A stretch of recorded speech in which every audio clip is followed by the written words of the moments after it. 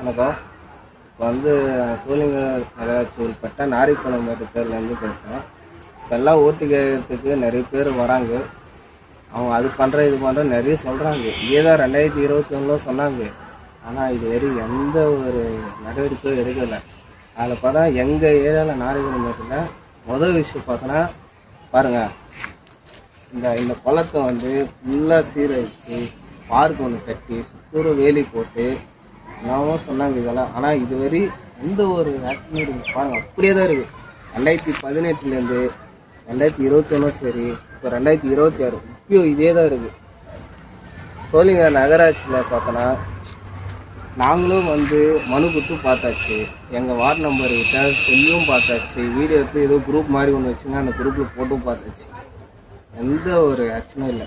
காவா ஒன்று கட்டி தரேன்னாங்க. அந்த காவா கொஞ்சம் பாருங்கள்.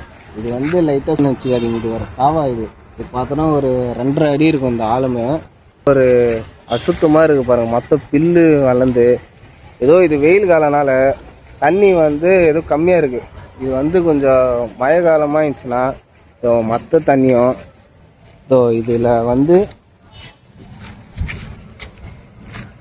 இதில் தான் வரும். இதுதான் ஜாயிண்ட்டு. இந்த காவாக்கோ இந்த குளத்துக்கு ஜாயிண்ட்டு. மற்ற தண்ணி இதில் இந்த குளமை ஃபுல்லாக ரொம்பிடும். கிட்டத்தட்ட ஒரு 7 மாதம் முன்னாடி பார்த்தோம்னா இந்த குளமே ஃபுல்லாகவே ரொம்பியிருக்கும். அந்த